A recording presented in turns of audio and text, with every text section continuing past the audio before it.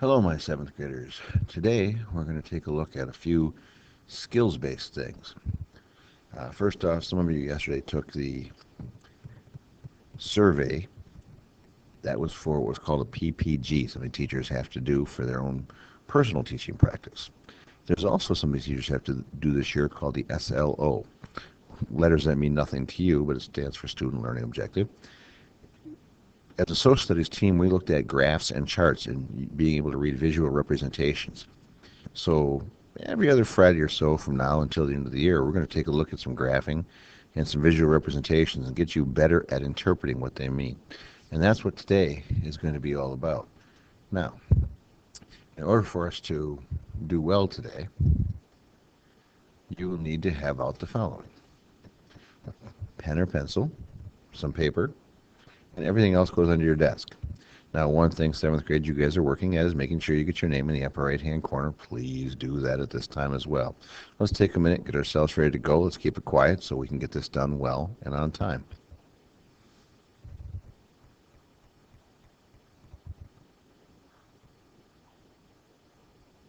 The first chart I want you to look at today is pretty straightforward. What I'd like you to do is, on your paper, take a minute and write down what you believe this chart is telling you. You can see it's a map of the United States, but what is happening with that map?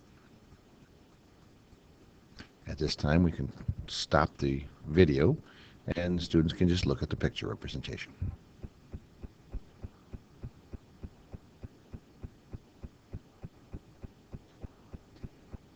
One thing you'll notice is the different colors. Most of you probably brought that up in class discussion already with the four largest states, California, Texas, New York, and Florida.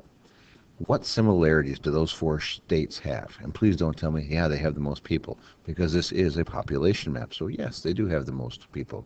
But what about their locations do you notice?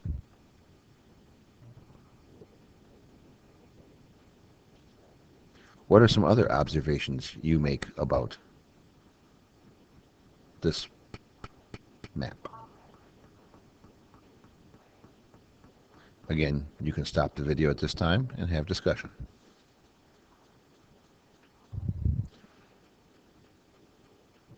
The next graph or chart I want you to look at, or visual representation, is this one. What do you believe this chart is telling us? What is this all about? Take a second and write down your ideas. Again, stop the video while they write.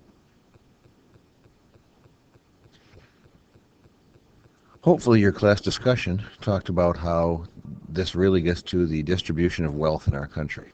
The top 1% of our country would own about 1/3 of all the land in our country.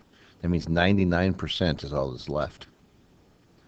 The next 9% would own another third. So really the 10% of the richest people in our country own 2/3 of our country.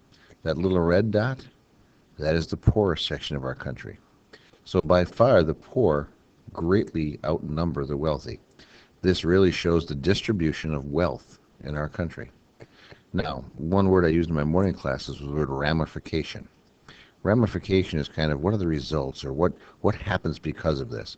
And I used as an example, if you were to stand up and yell in class, the ramification might be being sent to the office. If you stick your tongue in the outlet over there by the pencil sharpener, chances are the ramification would be a trip to the hospital for you. Well, what would be the ramification for 40% of our country being that poor compared to 1% being that wealthy? You can turn off the video and have a quick discussion on this. The next visual representation is a graph, a bar graph. Take a second, look at it, and jot down anything you notice about this bar graph. And again, the video can be stopped while the students look at the graph.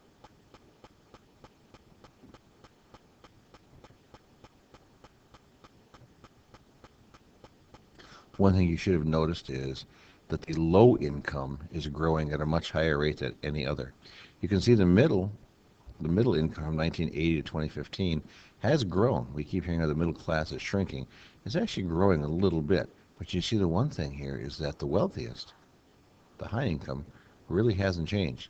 So that hasn't grown. Nobody has gotten much wealthier, but the low income has. Once again, we're talking about how the the distribution of wealth, the gap is so wide. The last graph I'll have you look at and make a quick comment on has to do with people age 65 and over.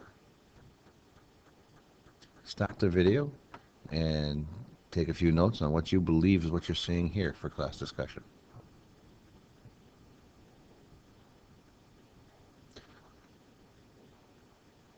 Hopefully your class discussion revolved around the fact that America in general is getting older. We're also living much longer. Back about 25 years ago, when I did some things with students in life expectancy, the life expectancy was only around 72 years old, 73 years old. By 2050, it'll be 87 years old almost. If people retire at 65, that's 21 years of retirement. What might some of the ramifications be? Stop and have that discussion. Hopefully you discussed people need to work longer, the healthcare costs would go up, possibly the government in paying in Social Security and benefits would have to either collect more taxes and pay off those Social Security people or anything along those lines. Those are all ramifications of the population getting older.